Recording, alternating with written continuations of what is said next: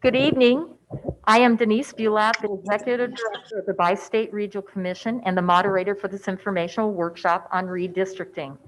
The discussion for tonight will only be on redistricting, so if you have a question on another topic, please contact the Rock Island County Board office. To help facilitate this meeting for all attendees, you all have been muted. We ask that you follow these instructions to ask questions. If you're on Zoom online or the Zoom app, please type any question through Zoom chat, identify yourself and your city of residence. I will state the question to the panel. If you wish to speak, click More and raise your hand.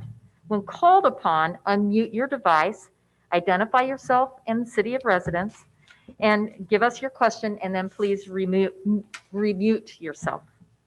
For those attending by phone, if you wish to speak, press *9 on your phone to raise your hand. Once you are acknowledged, press *6 to unmute yourself. Identify yourself and the city of residence prior to asking your question, and following your question, please remute yourself by hitting *6.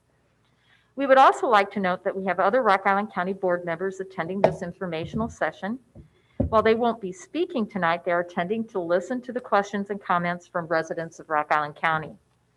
Our first presenter will be Richard Brunk, County Board Chairman. He will explain the county reapportionment process here in Illinois and the board reduction process for Rock Island County. Then Mike Saponaro, Senior Planner with Bi-State Regional Commission, will review census data and how it is used in the redistricting process. Josh Bodie, Director of Rock Island County Graphic Information System, will demonstrate the mapping process. Following the presentations, the presenters will address questions. Chairman Brunk. Thank you, Denise. First, I'd like to start off by thanking a few people, a few organizations for helping to facilitate these events. The Quad City Chamber of Commerce, Paul Rumler and his staff were a great help in the planning. Denise Bulat, Bi-State Regional Commission, and her staff, not only helping with the planning, but actually participating and providing their expertise in different areas. County staff, we have a Director of Information Systems, Kurt Davis, as well as our GIS Director, Josh Bodie, and others that have helped in making these a reality. So thank you to all of them.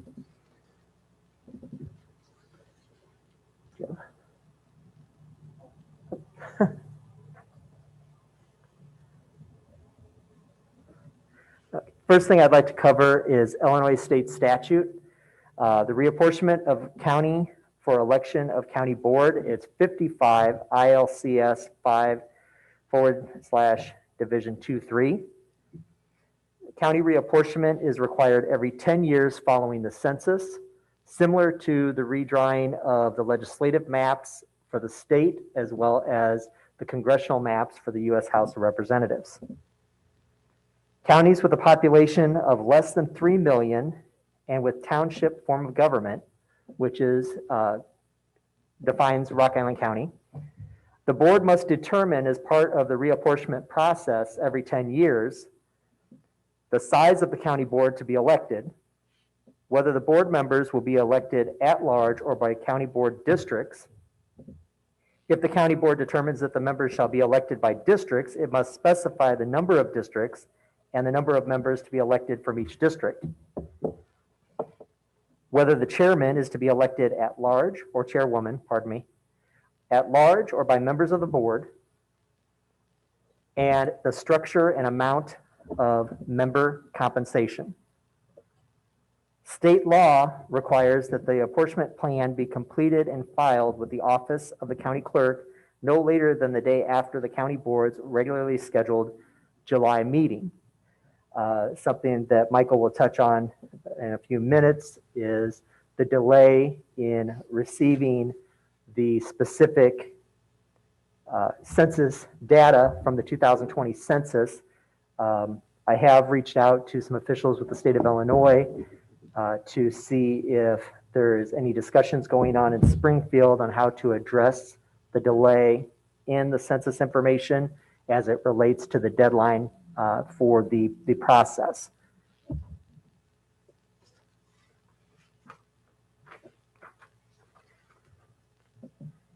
County reapportionment for implementation in 2022. This is the process that we are going through this year for the reapportionment.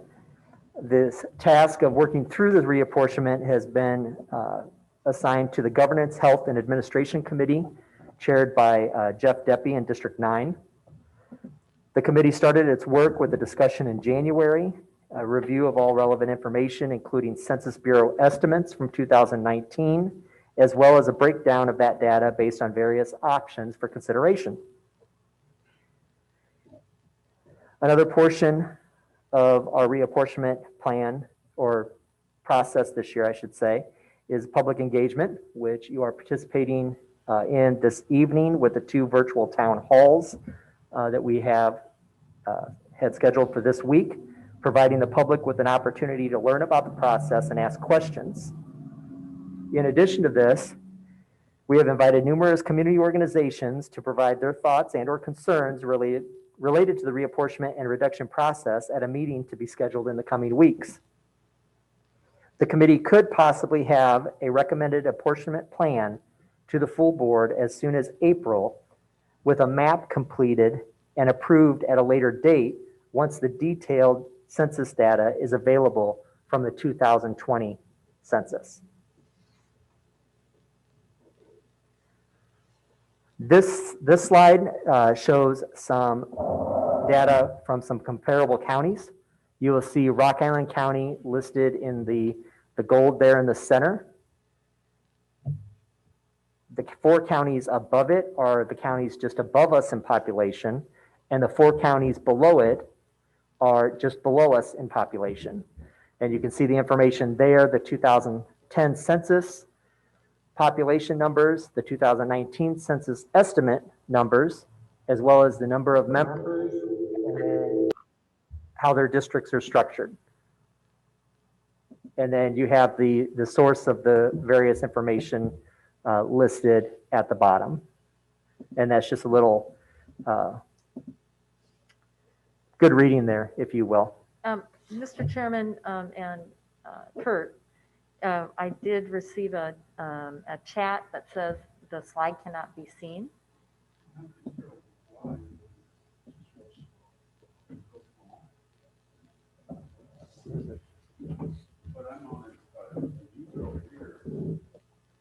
Aren't we? Yeah, we're seeing it. I'm on it. I'm not even logged in. So it might be the system that the person is using. I've just gotten 2 more chats from folks who are participating, and they are seeing it in full size. You might want to check your view and make sure you have full screen. That might help you. Great. Thank you, everyone. Okay. Is that all, Mr. Chairman? Okay, so now Mike Stefanero and Josh Bodie will share some information with you. Hello, can you hear me? Yes, we can, Mike. Oh, great. Okay. I'm going to do a quick overview on how the census data ties into the redistricting process for Rock Island County. Could you go to the next slide for me, please? Great. So what is redistricting? Redistricting in the United States is the process of drawing electoral district boundaries. The redistricting data includes counts of population by race, ethnicity, Hispanic or Latino origin, voting age, housing occupancy status, and group quarter population, all at the census block level. This is the information that states and local districts need to redraw or redistrict their legislative boundaries. Next slide, please. So 2020 census data, what's available now? Census Bureau just released the 2020 Census Redistricting Data Geographic Support Products. The products contain newly created 2020 census blocks and updated block groups, census tracts, voting district, and current boundaries for legal governments and school districts, reference all the way back to January 1st, 2020.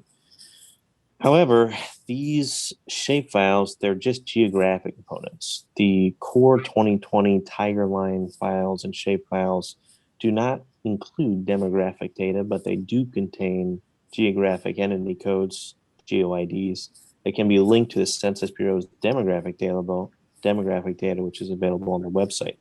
Next slide, please. So what does that mean? Well, there was a delay in census data caused by the coronavirus pandemic, and it does have an impact on the redistricting process in terms of the census data connected to the boundaries, the shapefiles. Originally, the schedule before the pandemic, based on statutory deadlines, originally they were going to have apportionment data, which is used for determining seats in Congress. They were going to have that available December 31st, 2020. And they were going to have the redistricting data used for drawing state and local districts by April 1st, 2021. However, because of the coronavirus, they've revised their plans. And as of about 2 weeks ago, on February 12th, 2021, they said, well, now we expect the apportionment data used for congressional seats to be available by April 30th, 2021, and the redistricting data for state and local districts, now the latest it's going to be available is September 30th, 2021. Next slide, please. As you can see, this is just a quick overview. This is what the census tracts used to be in 2010. And if you go to the next slide, this is what they'll be in 2020. And you can kind of see as they change, there's not a huge difference that occurred from 2010 to 2020. The population in Rock Island County is pretty steady. So there wasn't much of a change in terms of districts. In sort of census tracts. A few, I think one or two were carved out in the Northeast, but otherwise they mostly stayed the same. And this kind of dovetails well into Josh's section. I'll let Josh go over the next slide on voter precincts in Rock Island County. Thanks, Mike. Okay, this is just a map I wanted to show everyone. This is available on our county website. The URL is in the bottom right hand corner of the map. It's on the county board homepage of rockislandcounty.org. This shows all 25 board districts as well as all 120 voter precincts as they currently exist. Next slide, please, Kurt. This is County Board District 11 following the 2010 census data. This is kind of what we're able to do in the GIS. We pull in the census data. Actually, the census blocks is what like Mike said in his previous couple slides there, that the census blocks, the smallest unit that the Bureau uses to draw out the population is what we use to determine the boundaries. So if there was, for instance, you get that top, the right corner there, precinct Moline 17 has a population of 939. I think I looked it up, there was approximately 48 or something census blocks just within that Moline 17 precinct. If that population, fluctuated in a way that the border would have to be manipulated, it would be based on those census blocks. Those boundaries would follow the new blocks that we'll receive later on this year. Next slide, please, Kurt. Okay, I'll throw it back to Mike here. I think he has some further reading that's available. Thank you, Josh. Yeah, this last slide, this is just the people who are more curious about the nitty gritty. There's some further reading if you want to read some of the technical documentation to see exactly the census process for taking demographic data and using it for redistricting on the lower tracts, block block group levels. It's just sort of an interesting technical document on the process they do for redistricting with census data. And there's also just a few articles in case people want to see a little bit more about what's going on in terms of census delays, impact on redistricting, and just interesting ways it's being handled. And just as a side note too, in case people are curious, I was in conversation with one of the census representatives, and he says that September is going to be the latest that the Bureau is going to give demographic data on the block and block group level. There might be some demographic data released in May and June on some of the larger county, city, and village level, just so you can get sort of a preliminary idea of what the population is on those levels. But it probably won't be until September that the block and block group demographic data is going to be released. And I will probably be in conversation with this representative just to see if that changes.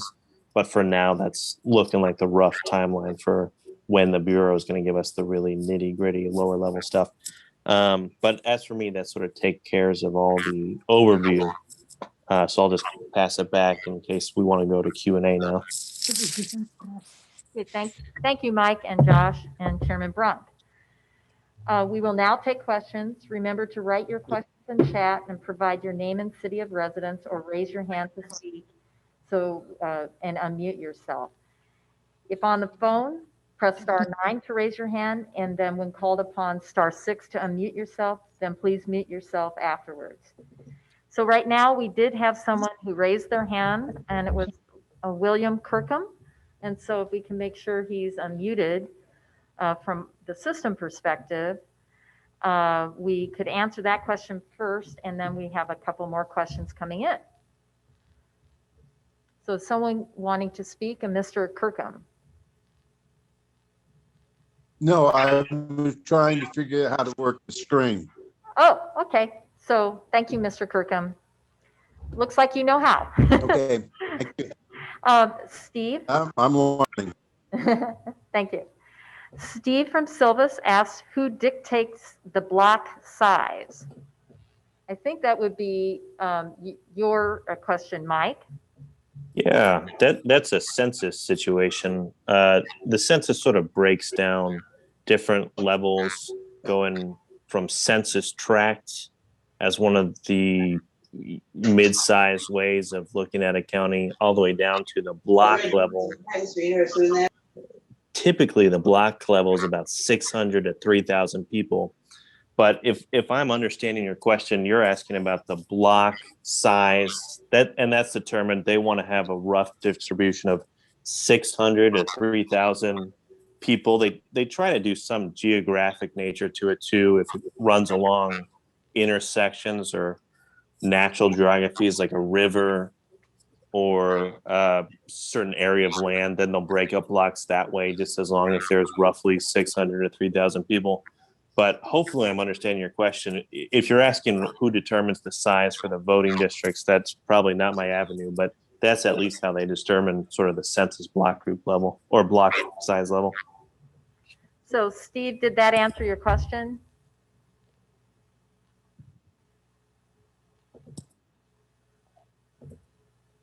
I'm not seeing a question from him, so maybe that would be it. Mr. Chairman, I had a question, and that is the size of the board going to be reduced?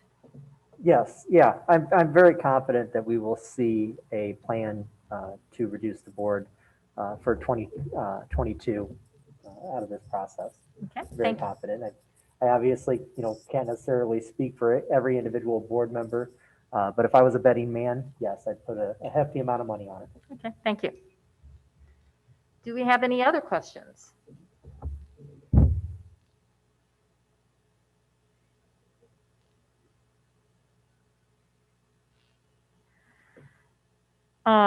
So there was a question here from, I think it's, I'm trying to move my cursor here. I missed There we go. Um, So there is a question here, what other factors other than population might be looked at? Okay.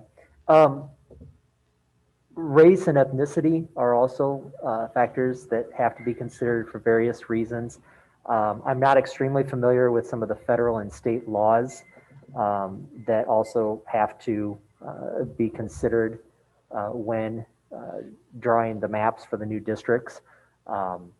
So there are a number of different considerations along those lines that also have to be considered when it comes to drawing the remap. Okay. And then there's a comment from Russell Christ, and he recommends that the Rock Island County GOP offers that they would like to see existing precinct lines, that we need 5 districts with equal population and 3 members from each district, and keep compensation the same as now. And he's suggesting that the county board chair would be elected by the public. So that's a comment. And we'll be able to record those comments. In fact, I believe this whole event is being recorded. The event that was held on Monday is on the county board's website, and this one will also be. So Steve from Silvis is asking who draws the map. And, I don't know if I want to take this or if the chairman does. It sort of depends if you mean census map or. Yeah, Mike, I think this is where they're planning on using a consultant. So I do believe Okay. the county board chair. Yes. Okay, sounds good. Yeah, thanks, Mike. Yes, I'm currently working on connecting with a handful of consultants that do this type of work. I have not had the opportunity to actually have those conversations at this point. But the process to actually hire that consultant will obviously go through the Governance, Health, and Administration Committee and Finance and Personnel and on to the full board. Okay, and then Jan Aguirre, I'm sorry if I'm pronouncing your name wrong, mentions that she believes, or he believes that the county chair is voted into office by the board, and that she is suggesting that it would be best to have the board chairman be elected at large. Are there any comments on that comment? So, Mr. Chairman, do you have any comments on an at-large election? That would be for discussion by the committee and their overall recommendation to the board. Do you know of very many counties that have the county board chair elected at large? Let me look here. Even locally, I'm trying to think of our region. The region I'm not sure on. I do know the slide with comparable counties. Of the comparable counties that we looked at, Tazewell County has a chair elected at large. Kendall County has a chair elected at large, as well as LaSalle County. Oh, I see. That's where those asterisks are. Right. Okay. So out of the 8 comparable counties listed on there, 3 of them have chairs elected at large. Thank you, Mr. Chairman. We have another question, and it is a question on what would be the pros and cons of 15 districts with 1 board member each, or 5 districts with 3 board members in that district. So you'd still have the same number, but you'd only be dividing up the county into 5 pieces. Right. I can tell you that there are some concerns about the size of the districts. And the concerns are related to maintaining the diversity that the county board has currently. And when I say diversity, I mean that in every sense of the word. Not only related to, race and ethnicity, but also gender and our work history, if you will, career paths, career choices. Because as you know, life experiences shape our thought processes. And the Rock Island County Board is currently probably as diverse as it possibly could be. And the concern by many is that the larger the districts get, that greatly reduces the number of people who may potentially seek to participate beyond the ballot box to actually run for the county board. And then that in turn would potentially greatly reduce the diversity that we see on the county board. If we are often compared to Scott County, and that comparison is somewhat concerning to me. I'll preface this comment with a statement. I often, as chair of the county board, work with the gentleman from Scott County. So this is not a personal attack on them, but there is the makeup of the Scott County Board does not reflect the demographics of Scott County, Iowa.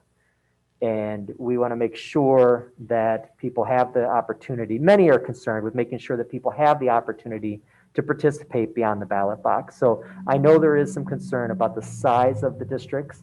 And so that concern, I'm sure, would be considered, by at least some when looking not only at the number overall, but also with the possibility of going to multi-member districts.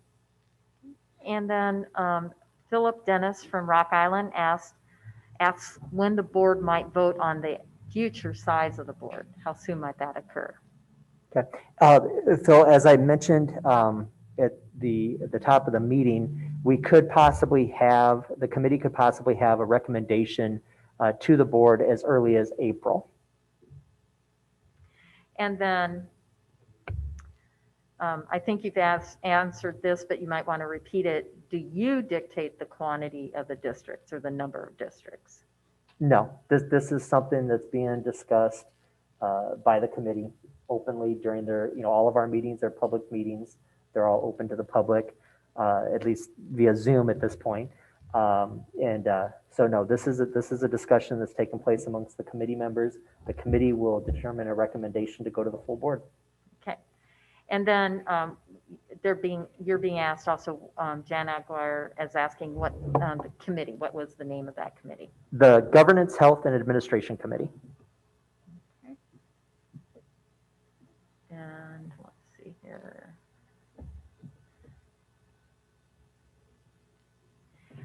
So this is an interesting question. If you decided on a certain number of districts, if elected at large, the chair would be another board member. So would that mean that if you decided on 15, then there would really be 16?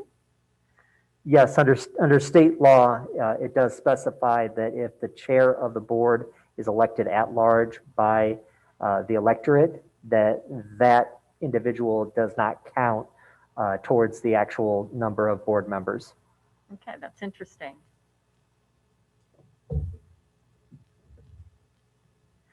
If the board is reduced, what ways has the board considered to ensure underrepresented populations, race, ethnic populations, and low income have adequate representation? The question is from Reverend Dwight Ford, pastor of Grace City Church in Rock Island.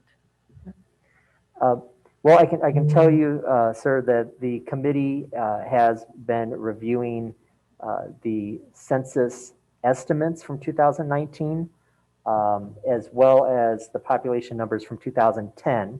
And the reason that those numbers were put into a spreadsheet together is because, unfortunately, at this point, it's the best information that we have available to us because of the delay in the U.S. Census.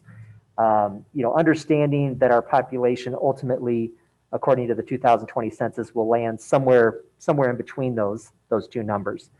So the committee is looking at and has been looking at the breakdown of those population numbers by the various numbers of districts, say 15, 17, 19, 21. One example was 3 multi-member districts. And with that, looking at the increase in population for those breakdowns, as well as the increase in the number of households according to those breakdowns. So the committee is looking at that information and considering that information in trying to determine what may be the best number of board members. Now, that being said, in addition to that, while I'm not familiar with the specific laws, I am aware that there are specific laws that need to be considered when it comes to the actual remapping related to race and ethnicity.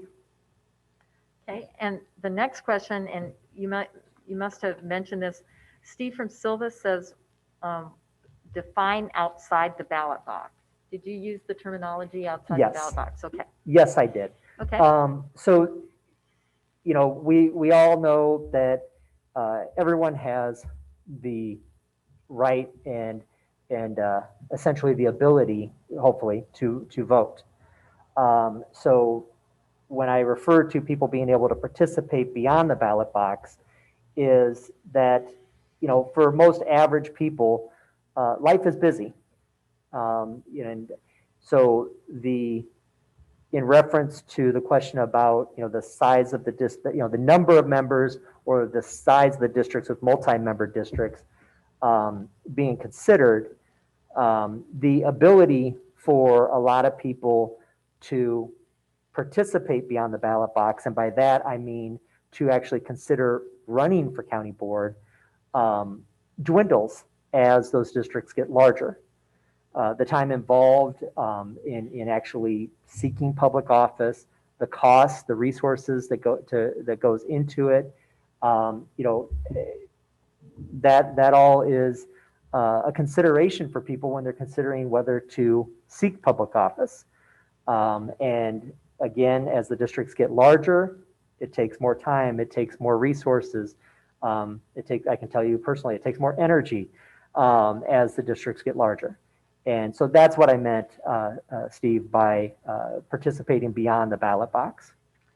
And there's a question from Russell Christ. How can rural voters be represented using the same diversity guidelines? Making sure our rural voters are represented. Right. Russell, I've brought up rural representation numerous times, including in recent discussions with the Rock Island County Farm Bureau, because the reality is there's value in having someone who shares life experiences with the people, or at least most of the people that they represent. We've had a number of board members from rural areas of the county that have worked very closely with county staff on issues that me and a number of our colleagues wouldn't know the first thing about. I'll admit it, I'm a city boy, and it honestly would not be fair if I were to attempt to represent someone from an rural area of the county. So rural representation is part of that when I speak of diversity. The next question is partially a comment from Jan Aguirre, and she's saying transparency is not a virtue of the Rock Island County Board. How can citizens of the county get a better overview of what is happening in the county? Well, first I would point out that all of our meetings, committee meetings and board meetings are open to the public. Our agendas are posted on the county website at minimum 48 hours prior to the meetings. Most of the items for consideration are actually linked on the agenda. So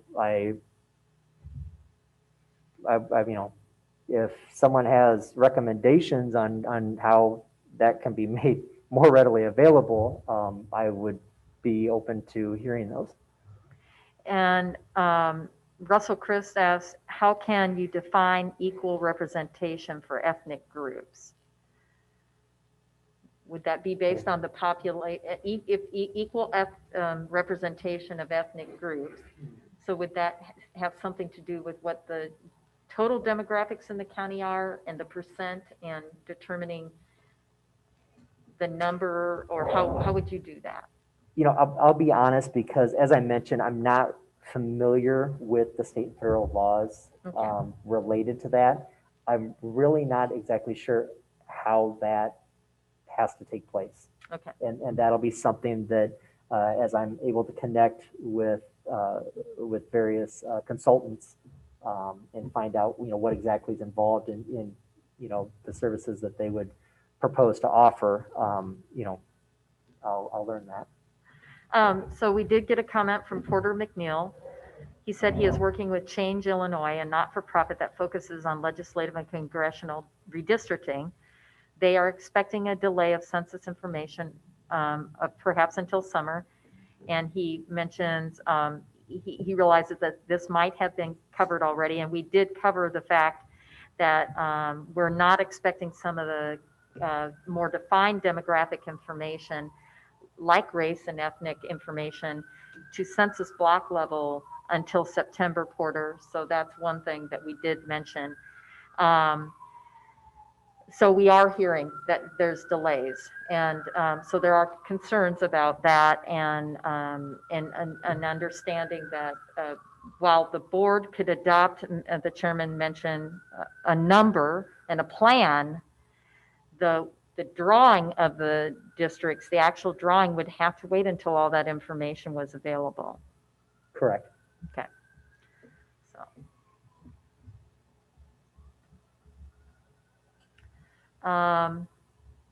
Then Patrick Moreno is mentioning his concern about making districts bigger could eliminate people of color, women, and rural representation. If this does happen because of reducing the board, what happens? How do we fix it?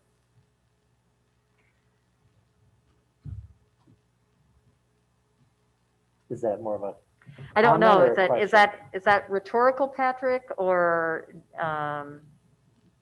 I suppose you'd have to wait 10 years because redistricting only occurs every 10 years. Is that correct, Mr. Chairman? Right. And, So- and that's the thing is, once you go, what I believe Mr. Marino is saying, possibly too far, sometimes it's very difficult to take that step backwards. Mhm. Once you take a step, sometimes it's difficult and very complicated and problematic to try to adjust course, if you will. Yes. Okay. Then Janet Guerre says she's personally attended. She's the one who questioned about getting more information and transparency. She's personally attended some of the meetings, and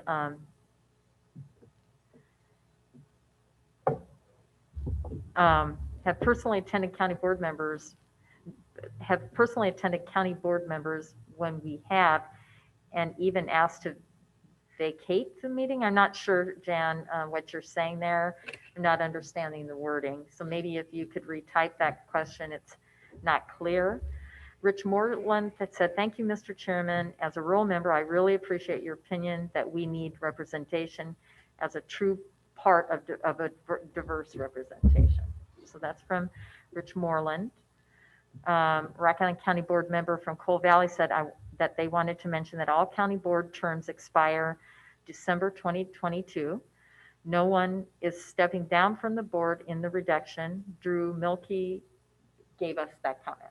Drew Milkey said so, that all county board terms expire December 2022, and no one is stepping down from the board in the reduction. So that's Okay. a comment. Yeah, I'm not sure exactly what Mr. Milky's saying there. I mean, I know that, obviously with the reduction, there's going to be fewer board members. I know that there are a number of board members who have expressed that, they're ready to, wrap things up with the reduction and move on to the next chapter of things for themselves. So, it's not, no one's having to resign, maybe, Right. is what he's clarifying. Okay. No one's All having right. to I see. resign. I It's see. just a matter I see. of Okay. stepping aside with that reduction, if you will. Yes, and he's verifying that. He's he's saying that. I wanted to make sure, I think I missed, Phil Dennis just makes a comment that equal opportunity should be a goal of the redistricting process. And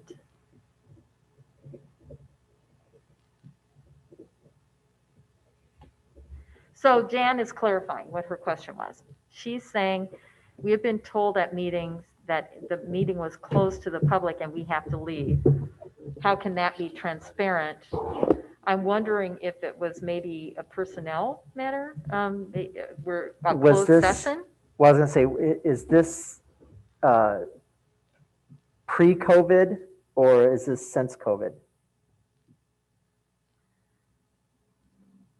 Okay, and I haven't seen a response yet, but Porter McNeil Okay. will get her when we get hers. Thanks for the info. I want to share the website for Change Illinois because it's a nonprofit with valuable information.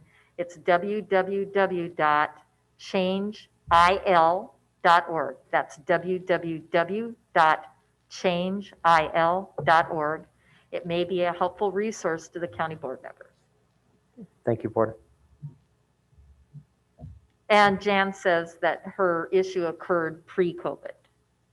Okay, I know since becoming chair a little over 2 years ago that I have not had anyone removed from a meeting, so I can only presume that you're referring to the board going into closed session, which state law provides for specific items, including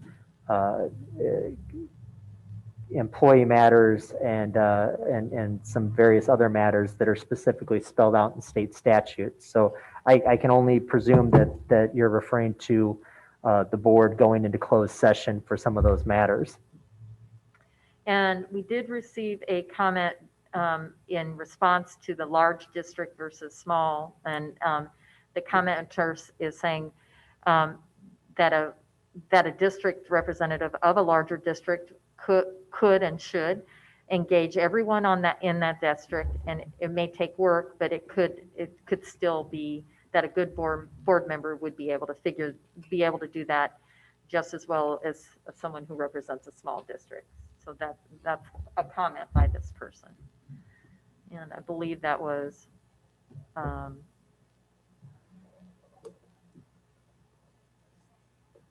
okay. From Kai Swanson, there are different rules for congressional, general assembly, and county districts. Change Illinois. I'm having problems with the thing. Change Illinois indicates we are able to propose a provisional map based on unofficial census information.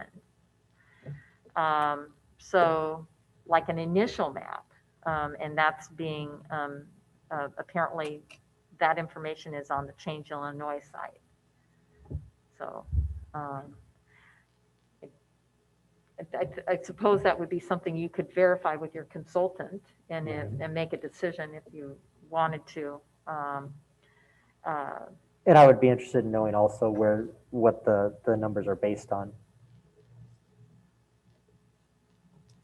And then from Celia, women and members of our minority community all participated overwhelmingly.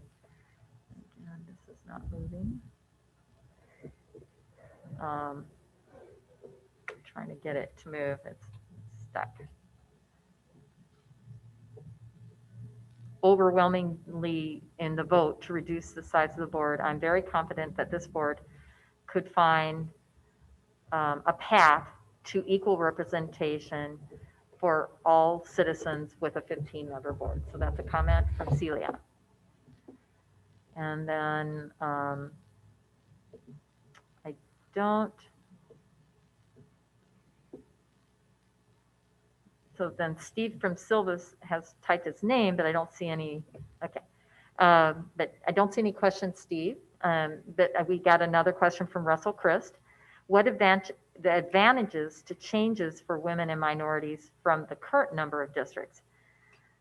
So I guess, what would the advantage be potentially if the number were to change to would women and minorities see if we went from the current number to a reduced number? Well, again, as I had mentioned, the concern is that as the districts get larger, it shrinks your potential pool of candidates that would even consider running for the county board. The one person had mentioned that a good board member could figure out how to serve a large district just as easy as they could serve a small district. I can tell you it can be very time consuming and very costly to do so. So, as again, as the committee considers the recommendation, as it relates to the number of board members and single member versus multi-member districts and so on, that continues to be a topic of discussion and concern, because I can tell you, and any number of board members can tell you that it can be challenging, to get to the doors that you need to get to. So Steve from Silvis says, he's asking again, who will design the districts as to quantity? Wouldn't the committee and or the board have to give that consultant a goal or a desired quantity or a range of districts that you want to look at?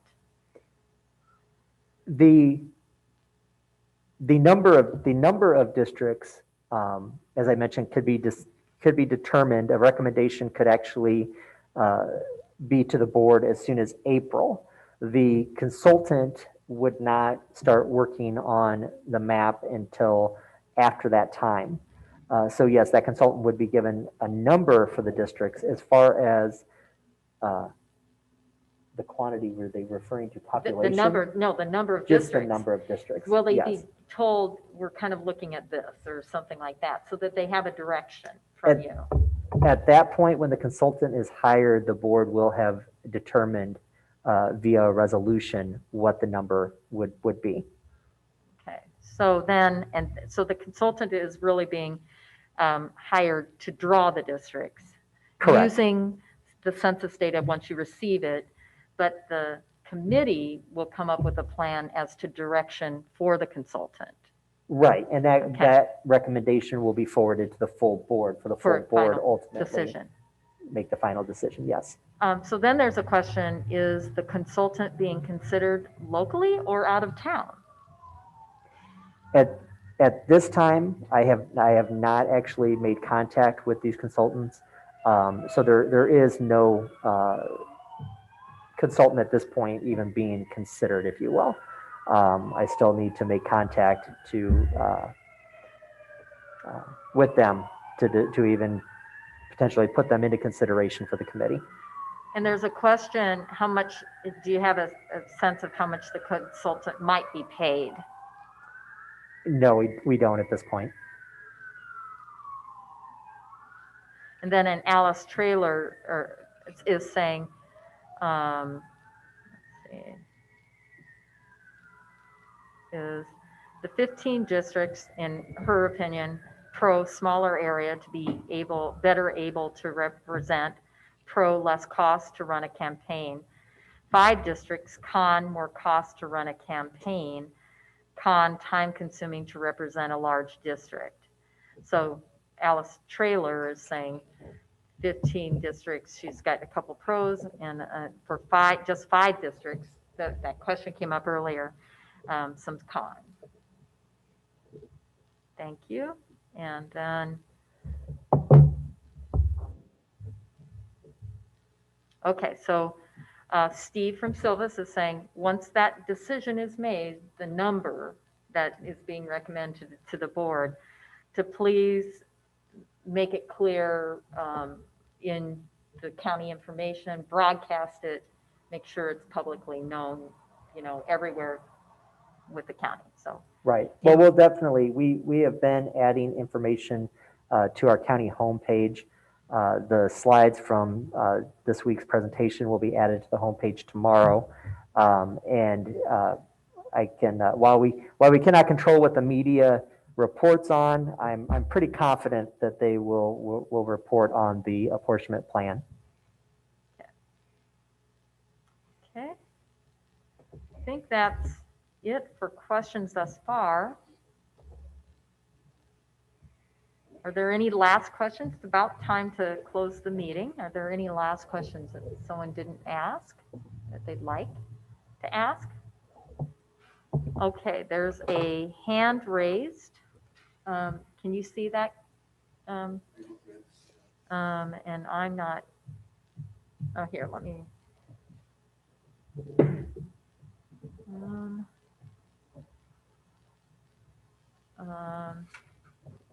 I'm not seeing it either. Let me look here in the participants to see if I can see it. Okay, it's a Sandy 6-iron. Actually, this is John Wetzel. Oh, I couldn't figure out how to change my name. I usually can do that on Zoom meetings, but for some reason I could not change it. I just have a couple, 3 comments. First of all, go back in history. This is not the first time the county board has faced downsizing. Just to remind folks, there was a change in state law that required the county board to be cut from 36 members to 25 members. I don't know whether that was in the 80s or the 90s or the late 70s. So this is not the first rodeo on reducing the board. Secondly, I favor single member districts. I'm old enough to remember the city of Rock Island. All their councilors were elected at large. And at a point in time, they found 4, I think the number was 4, maybe it was 5 of the council members living within 4 blocks of one another. So that led to the ward election in the city. So if we did multi-member members in a larger district, we could have that cluster of board members. And I think that's an important consideration to put in here.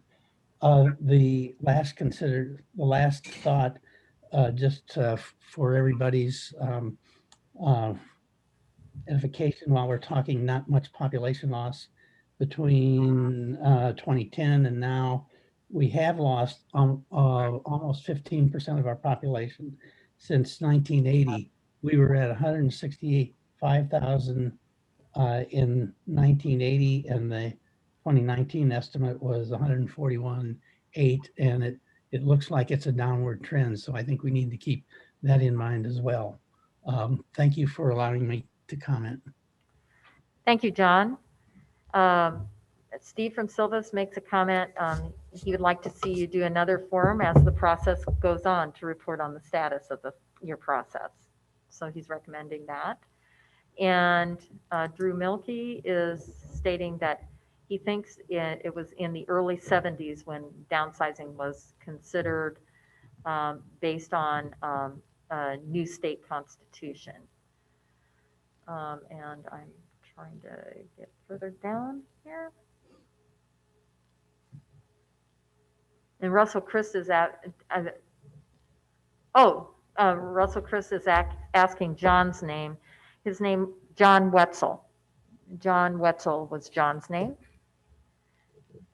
And I think John is from Moline, but I could be wrong. I think John is from Moline.